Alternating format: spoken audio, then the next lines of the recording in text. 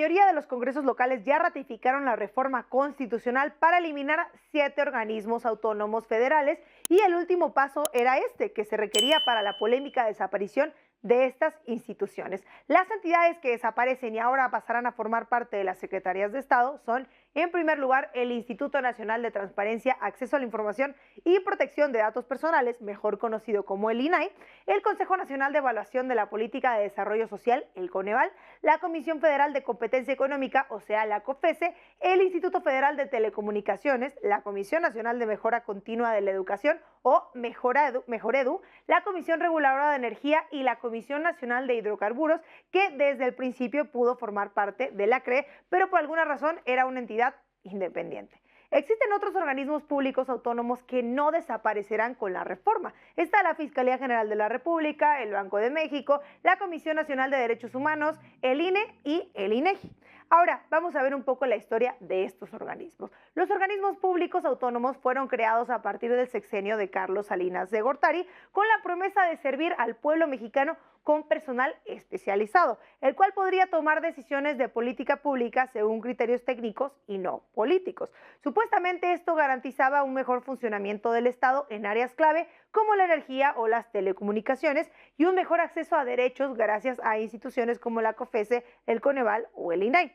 En ese sentido, su creación fue vista como una victoria de la sociedad civil y de la izquierda partidista, o al menos ese fue el caso de la CNDH y el INAI. Sin embargo, la buena intención de la creación de estas instituciones pronto se vio rebasada porque quedaron en manos de grupos cercanos al régimen, los cuales parecían estar siempre de acuerdo con el gobierno y poner poca atención a las demandas de la ciudadanía. Tal es el caso de la propia CNDH, la cual ha tenido 8 titulares, de los cuales 5 han desempeñado como fiscales tras dejar su cargo, lo que hace muy evidente que no eran perfiles autónomos y nunca lo fueron. En cuanto a los organismos de corte económico como la COFESE, la CRE o la CNDH, recibieron muchas críticas por impulsar políticas de corte neoliberal, incluyendo la privatización de entidades públicas. Recordarán el sexenio de Salinas de Gortari.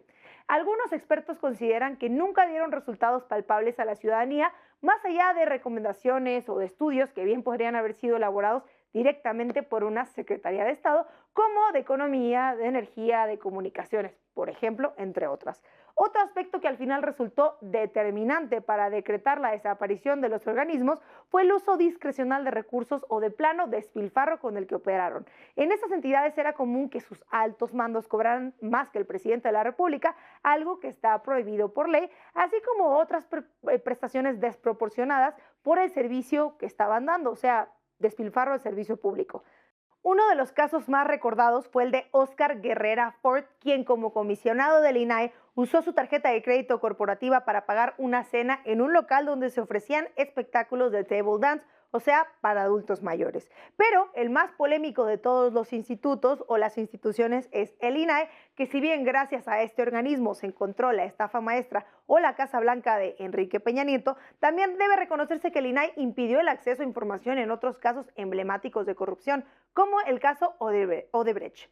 Con la desaparición del INAI, ahora las tareas de transparencia pasarán a la Secretaría Anticorrupción y de Buen Gobierno, que antes era la Secretaría de la Función Pública. Hasta hoy no existe algún documento o no se ha dado a conocer un documento que explique cómo se va a realizar las peticiones de información o los límites de la Secretaría.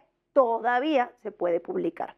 Por cierto, esta discusión marcó el actual del flamante senador recién sumado a las filas de Morena, Javier Corral, exgobernador de Chihuahua por el PAN y que hoy, como dije, es senador de Morena, que fue el único legislador de la 4T que votó en contra de la desaparición de los organismos públicos, yendo en contra de su propio nuevo partido y de la propia presidenta. Corral señaló que votó en contra porque la iniciativa de ley debió contemplar una discusión independiente por cada entidad y no por paquete, aunque sus compañeros de bancada le dijeron que eso ya lo habían discutido. Y ya ni los panistas que votaron a favor de la prisión preventiva, pues todos en conjunto. En específico, Corral se mostró en contra de la desaparición de la COFESE, el Instituto Federal de Telecomunicaciones y del INAI. En un largo mensaje colgado en su cuenta de X, antes Twitter, el senador señaló que con este sentido su voto se colocaba del lado correcto de la historia y que se siente muy orgulloso de haber tomado esta decisión. Pero la verdad, ese voto no fue decisivo, pero quizás sí lo sea para su carrera política. ¿Hay que saber cerrar filas o no? ¿Ustedes qué opinan.